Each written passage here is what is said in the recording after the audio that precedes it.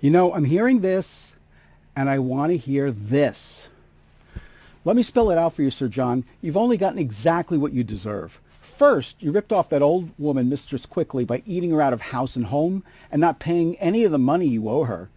You said that she's the meanest old woman that you've ever seen. Well, now she wants you out of her tavern, so you'll have to pack your things and go. That's right. When will you learn that you don't treat people this way? And don't bother trying to con her again by saying you'll be back on your feet someday because, and these are her words, not mine, she don't care if you do, 'cause it's understood. You ain't got no money and you just ain't no good. It's time for you to face the facts, Falstaff. When you challenged Hal, your former drinking buddy, to banish Plump Jack and banish all the world, he said, I do. I will. Well, guess what? He did. And Hal is now officially Henry V, King of England. And no matter what you say, you heard him tell you at his coronation, I know thee not, old man. So whether you still don't understand or you just think he can't mean that, hear me and hear me, good Falstaff. The king hath banished thee. Hit the road, Jack, and don't you come back until you've changed your ways, and that means no more bribes, no more debts, no more lies, no more thefts. Yeah, hit the road, Jack.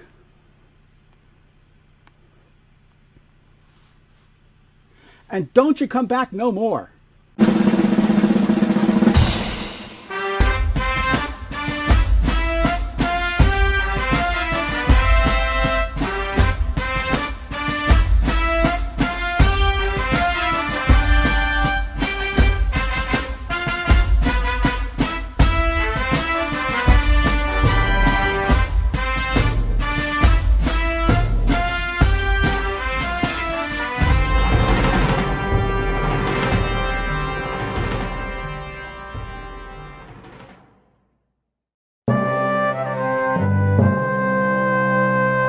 In 2002, Arizona Cardinals football player Pat Tillman walked away from a $3.6 million NFL contract to enlist in the U.S. Army and fight in the War on Terror after the attacks of 9/11. He died a hero in 2004 after being killed by friendly fire. Pat Tillman not only demonstrated true integrity, but personified maturity and sacrifice, two of the themes we'll be exploring today in Henry IV Part 2. We first see Northumberland, who is being told that his son Hotspur is alive and has been victorious, but that turns out to just be a false rumor. Next, we see that Falstaff continues to drink and engage in petty criminal activity in the London underworld. He first appears, followed by a young page, whom Prince Hal has assigned to him as a joke. Falstaff inquires of the page what the doctor has said about the analysis of his urine, and the page comically tells him that the urine is healthier than the patient.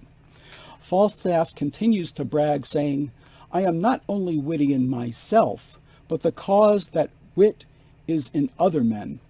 Falstaff vows to dress his page in vile apparel, in other words, ragged clothing.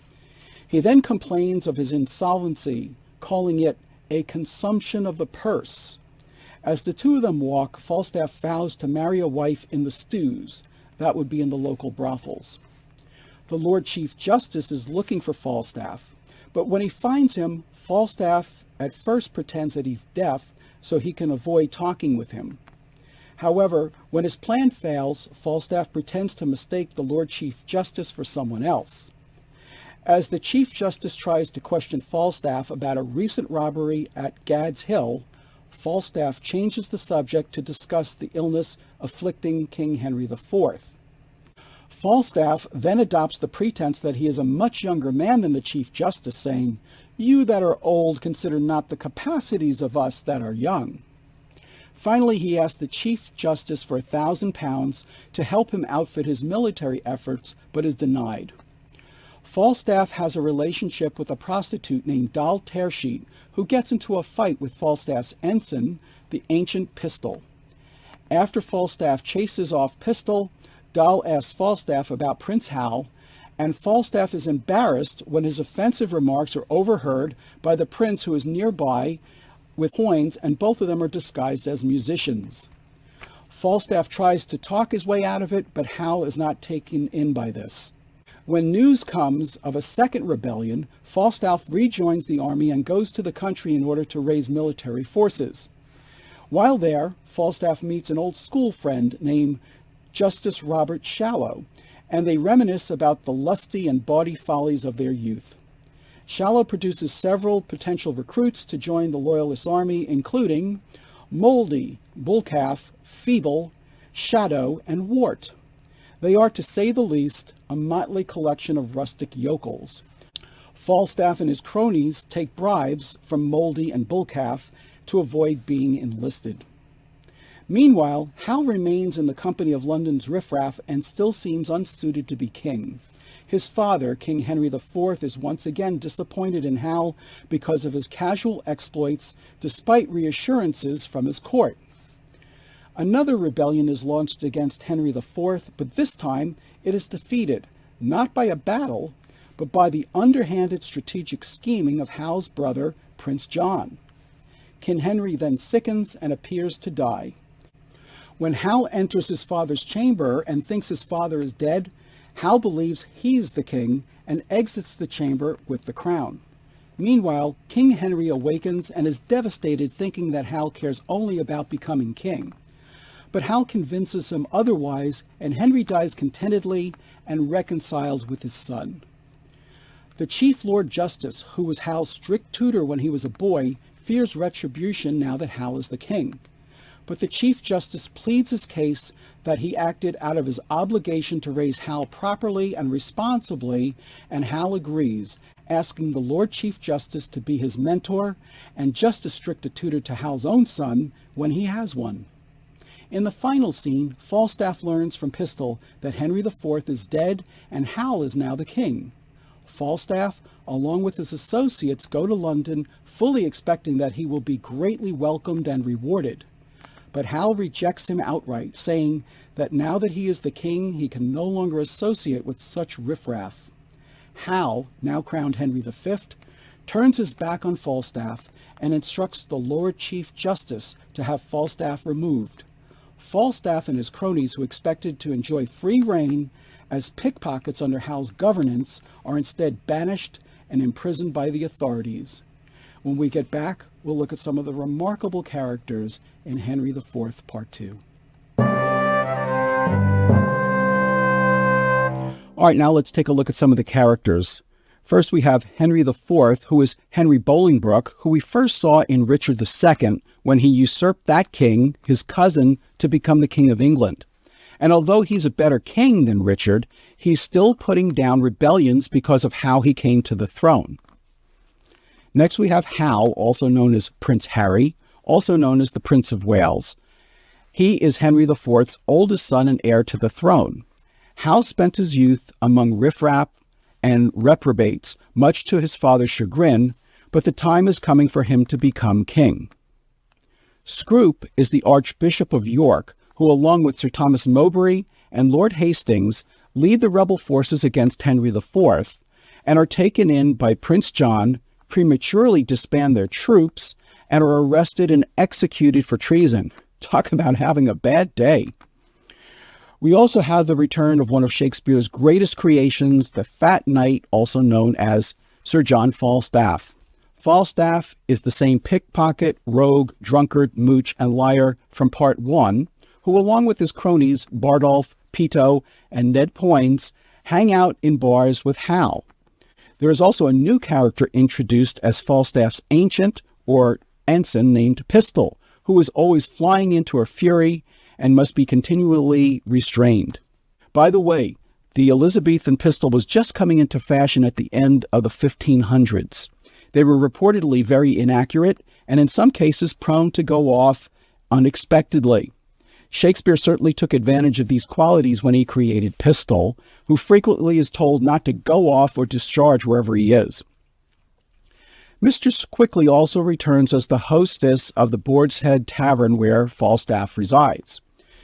She has a habit of making off-color remarks that are obvious to everyone else, but are oblivious to her. Mistress Quickly introduces us to Doll Tearsheet, a whore whom she invites to cavort with Falstaff, which is odd since In just the scene before, Mistress Quickly also presses Falstaff to pay her the money he owes her and claims that he's made many promises to marry her. And finally, we meet the elderly country justice Robert Shallow, who is introduced as a familiar of Falstaff's, who recalls and brags about their younger school days when they partook in numerous instances of debauchery. Coming up, we'll look at some of the plot devices and memorable scenes from Henry IV, Part 2. Anyone familiar with Shakespeare's plays will recognize some of the plot devices he used in Henry IV, Part 2. For example, he uses the dead trick. This is when one character mistakenly believes that another character is dead when in fact the character is actually alive. It's used in several other plays. However, the scene where Henry IV falls asleep in his bed and his son Hal believes he's dead most closely resembles Romeo looking over Juliet's body in the Capulet monument and presuming that she's dead when she's only asleep. In both cases, the mistake is because someone is sleeping and not trying to fool the other person who misinterprets the situation. But unlike Juliet, Henry IV wakes up and Shakespeare uses this opportunity for him to scold Hal for wearing the crown prematurely, for Hal to correct his father and sincerely convince him that he is not power hungry, and for Henry to forgive his son and reconcile with him. There's also some interesting parallels going on in this play. One has to do with death and sickness. We see Henry IV suffering from a skin disease and lying on his deathbed.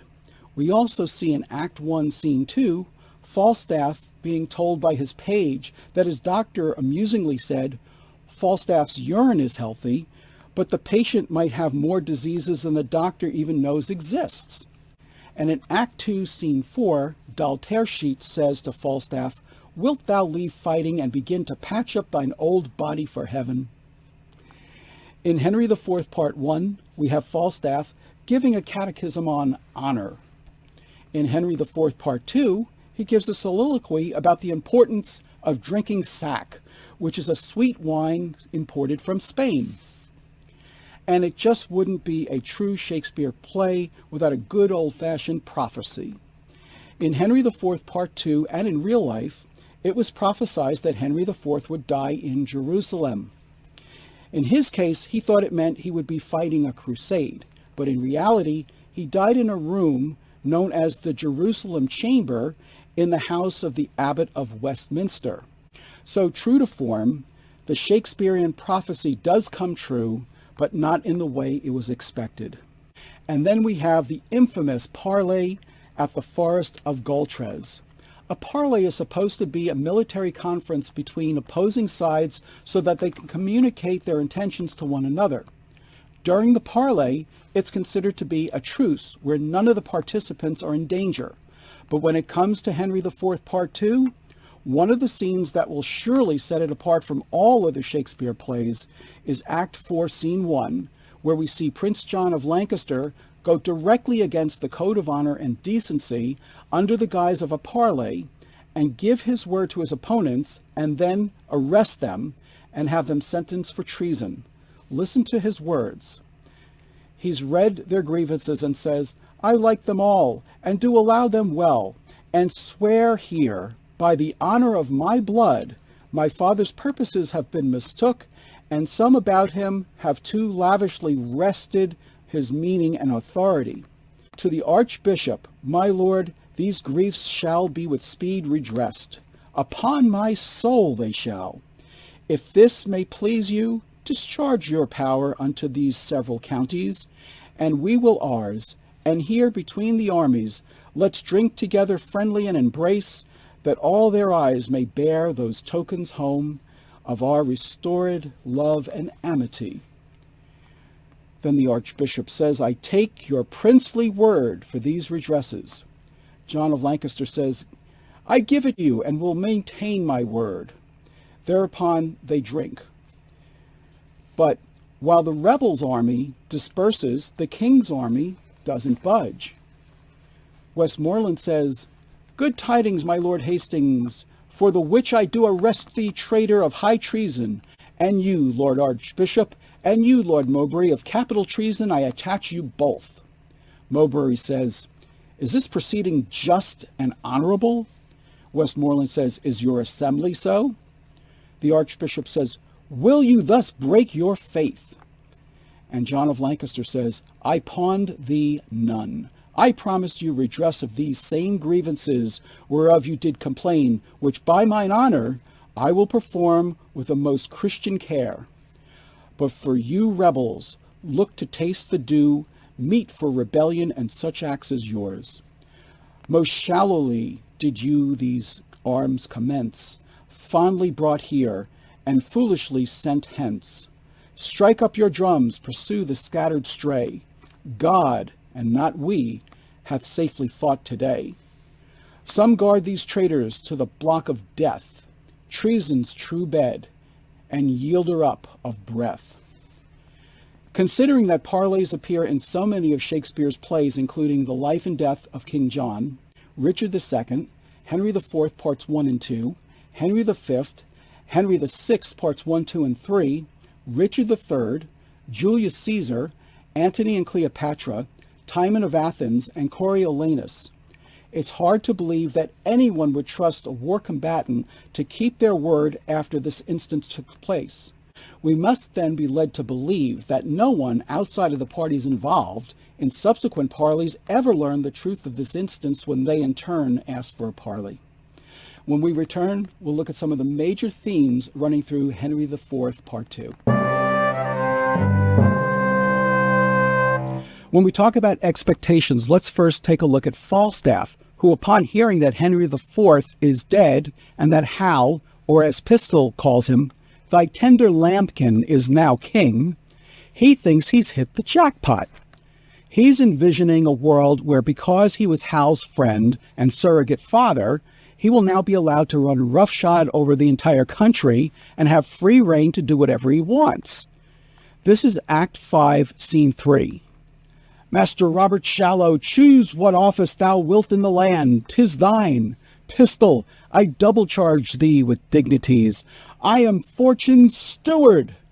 I know the young king is sick for me. Let us take any man's horses. The laws of England are at my commandment.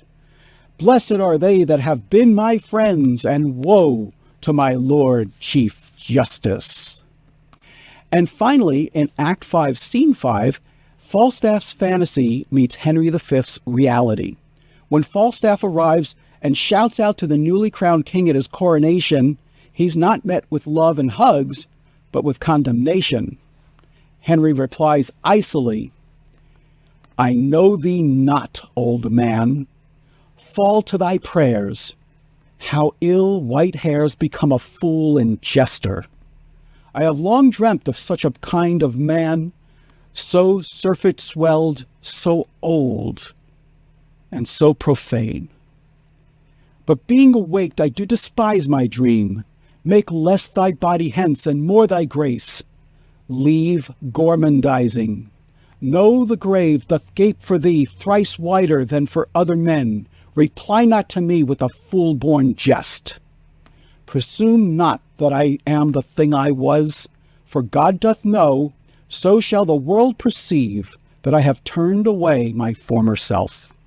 So will I those that kept me company. When thou dost hear I am as I have been, approach me, and thou shalt be as thou wast, the tutor and the feeder of my riots. Till then, I banish thee on pain of death, as I have done the rest of my misleaders, not to come near our person by 10 mile. For competence of life, I will allow you, that lack of means enforce you not to evils. And, as we hear you do reform yourselves, we will, according to your strengths and qualities, give you advancement. While Harry's rebuke is harsh, it certainly shouldn't have been unexpected, and thus he fulfills his expectations by bearing the burden of leadership. As we've known from the beginning of Henry IV, Part 1, Hal is going to have to grow up when he becomes the king. He's promised maturity, and he knew that meant it was going to require that he give up much of his personal freedom and make many sacrifices. Here's a scene from Act 5, Scene 2, in which Hal is addressing his three younger brothers, who all seem to be very nervous about him succeeding their father. This new and gorgeous garment, Majesty, sits not so easy on me as you think. Brothers, you mix your sadness with some fear. This is the English, not the Turkish court. Not Amurath and Amurath succeeds, but Harry. Shakespeare may be referring to Murad III, Turkish Sultan of the Ottoman Empire, who in 1574 had his 5 younger brothers strangled to prevent any of them from succeeding to the throne, and his successor did the same to his 19 brothers and half-brother too. Talk about overkill. Hal wants to ease his brother's fears that he will not act like a Turk. Yet be sad, good brothers, for by my faith it very well becomes you. Sorrow so royally in you appears that I will deeply put the fashion on, and wear it in my heart. Why then be sad, but entertain no more of it, good brothers, than a joint burden laid upon us all. For me, by heaven, I bid thee be assured, I'll be your father and your brother too. Let me but bear your love, I'll bear your cares. Yet weep that Harry's dead, and so will I. But Harry lives that shall convert those tears by number into hours of happiness. There's also a great scene where the Lord Chief Justice is worried that since Hal is now the king, he'll punish him for being such a strict teacher to him when he was young. Here he is in Act 5, Scene 2, defending himself to Hal. Sweet princes, what I did in honor, led by the impartial conduct of my soul. If truth and upright innocency fail me, I'll to the king my master that is dead, and tell him who hath sent me after him. But Hal responds, You shall be as a father to my youth. My voice shall sound as you to prompt mine ear, and I will stoop and humble my intents to your well-practiced wise directions. And then Hal addresses the entire court.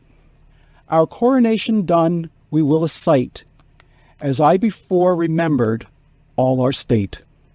And God consigning to my good intents, no prince nor peers shall have just cause to say, God shorten Harry's happy life one day.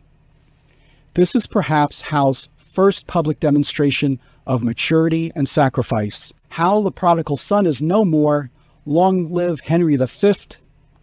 And when we return, we'll look at some of Shakespeare's most powerful lines in this play. Henry IV, Part 2 is notable because it gave birth to the expression, he hath eaten me out of house and home, which Mistress Quickly tells the Lord Chief Justice in Act 2, Scene 1. After listening to Country Justice Robert Shallow brag to his cousin Silence and Falstaff about frequenting taverns and brothels in their school days, in Act 3, Scene 2, Falstaff comes up with this eloquent reply, We have heard the chimes at midnight.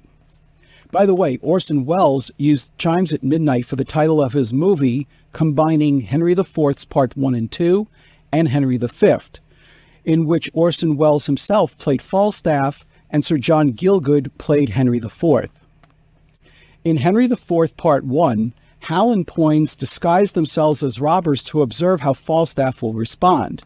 In Henry IV, Part 2, in Act 2, Scene 4, Hal and Poins once again disguise themselves, this time as musicians, so they can eavesdrop and observe Falstaff with his whore doll tear sheet. Poins makes the poignant observation, Is it not strange that desire should so many years outlive performance?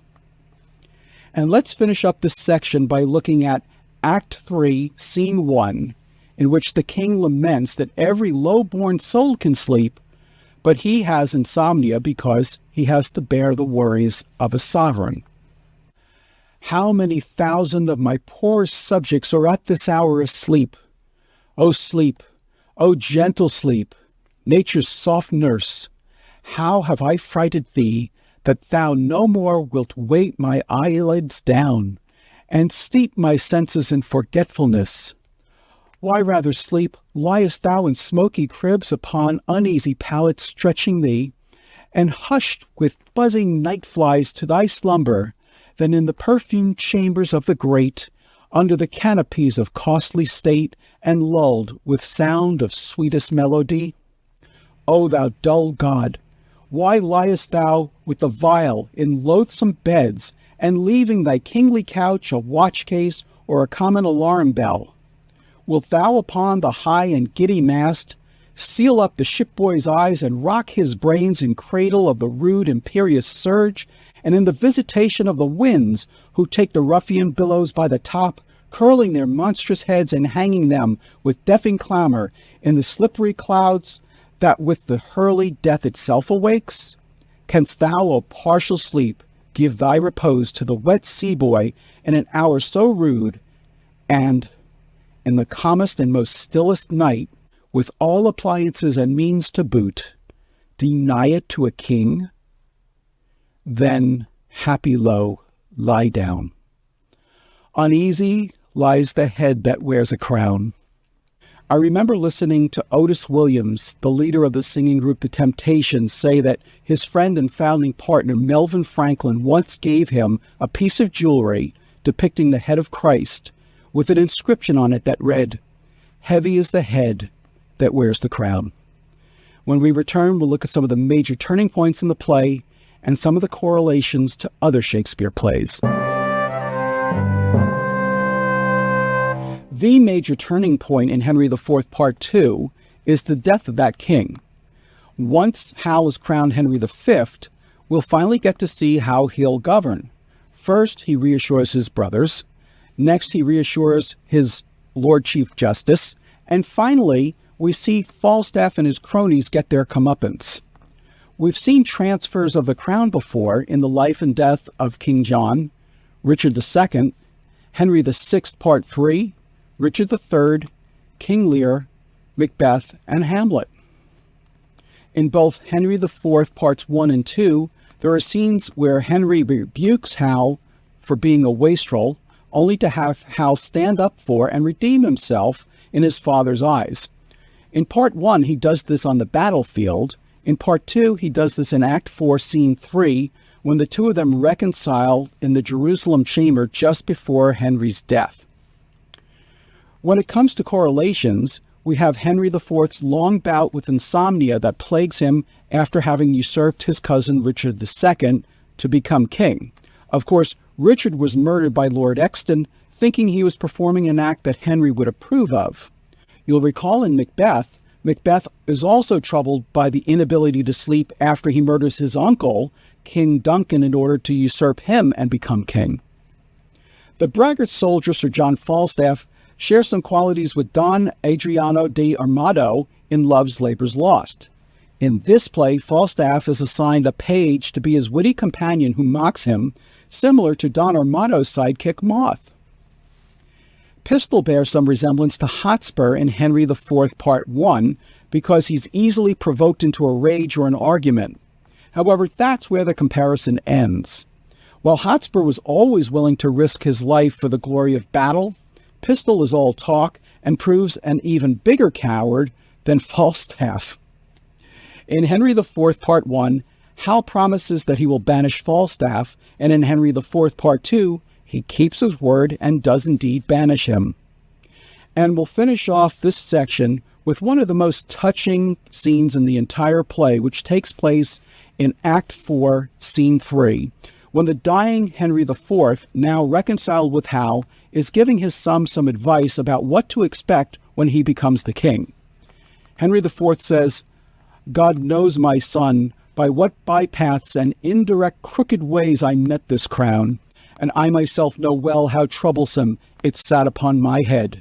To thee it shall descend with better quiet, better opinion, better confirmation."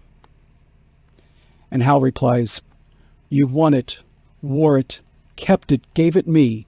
Then plain and right must my possession be, which I, with more than with a common pain, 'gainst all the world will rightfully maintain." When we return, we'll look at some interesting facts about Henry IV, Part 2. While I was doing some research for this episode, I came across some interesting facts. The real-life Henry IV suffered from many diseases and illnesses, including insomnia, epilepsy, gout, psoriasis, and perhaps even heart disease. He's believed to have died from some sort of deforming skin disorder, possibly leprosy, but not as we would know it. Henry IV married Mary de Bohun in 1381. At the time, Henry was 13 years old and Mary was about 11. Mary lived with a relative for the next 4 years and gave birth when she was 15 years old to Henry Monmouth, aka Henry V. At the end of Henry IV Part 2, an epilogue thanks the audience and promises that the story will continue in a forthcoming play with Sir John in it and will make you merry with fair Catherine of France. It also suggests that Falstaff shall die of a sweat. Well, Falstaff does not appear on stage in the subsequent play Henry V, although his death is referred to. Falstaff's character proved to be so popular that Queen Elizabeth reportedly commissioned Shakespeare to bring the character back in another play and have Falstaff get married. While there's absolutely no evidence to support this rumor, there's no question that Shakespeare's audiences loved Falstaff and wanted to see more of him. Perhaps Shakespeare did not want to pursue the character further since the actor who was playing him left the company after this play. But in an attempt to give the audience what they want, Shakespeare does have Falstaff return in The Merry Wives of Windsor. And by the way, the infamous betrayal of Archbishop Scrope, Sir Thomas Mowbray, and Lord Hastings by Prince John of Lancaster in the Forest of Gautreks at Act 4, Scene 1 was a real event. However, it didn't take place in Gautreks Forest, it took place in Shipton Moor. And Lord Hastings wasn't there. It was Scrope, Sir Thomas Mowbray, and Scrope's nephew, Sir William Plumpton. And it was not Prince John who betrayed them. It was in reality Lord Westmoreland. All right, now let's take a look at some of the actors who perform in the 1979 BBC Shakespeare version of Henry IV Part 2. Since Shakespeare chose to follow the history of English kings, in this group of 4 plays comprised of Richard II, Henry IV Parts 1 and 2, and finishing with Henry V, we'll see that the BBC company used many of the same actors to continue their roles throughout this first tetralogy. John Finch, who plays Henry Bolingbroke in Richard II in 1978, and Henry IV in Parts 1 and 2 in 1979, also played Don Pedro in Much Ado About Nothing in 1984. David Gwillim, who plays Hal in Henry IV Part 1, continues his role in Henry IV Part 2, where he becomes King Henry V. He also played the title role in Henry V in 1979. Robert Edwards, who plays Prince John of Lancaster, continues his role straight through Henry V. He also played Lucanus in the Kenneth Branagh production of Hamlet in 1996. David Neal, who plays Scrope, the Archbishop of York, in Henry IV Part 1, continues his role in Henry IV Part 2. He also played the first senator in Timon of Athens and Proculus in Antony and Cleopatra, both in 1981. Rod Beecham, who plays the Earl of Warwick, continues his role in Henry V, as does David Buck, who plays the Earl of Westmoreland, and Brian Pringle, who plays the unforgettable Pistol. Gordon Gestileau, who plays Bardolph, continues his role not only through Henry V, but also in the 1982 version of The Merry Wives of Windsor. In addition, he plays a fisherman of Pentapolis in the 1984 version of Pericles, Prince of Tyre. Anthony Quayle, who plays Falstaff in Henry IV Parts 1 and 2, was replaced by Richard Griffiths in the 1982 BBC version of The Merry Wives of Windsor. And finally, Brenda Bruce, who plays the continuing role of Mistress Quickly in Henry IV Parts 1 and 2 and Henry V, and the first witch in the 1983 BBC version of Macbeth, was also replaced as Mistress Quickly by Elizabeth Spriggs in The Merry Wives of Windsor. Stay tuned for today's trivia challenge, which is called That bears repeating. All right, today's trivia challenge is called That Bears Repeating. Name the character who repeats these phrases 3 or more times in a row and in which plays. Number 1, abawd, abawd, abawd. Number 2, justice, justice, justice, justice. And number 3, murder, murder, murder. When we get back, I'll have the answers for you, along with some relevant lessons from Henry IV, Part 2. Okay, let's see how you did in today's trivia challenge called That Bears Repeating. You were to name the character who repeats these phrases 3 or more times in a row and in which play.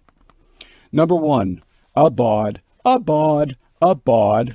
That would be Mercutio from Romeo and Juliet. Number 2, justice, justice, justice, justice.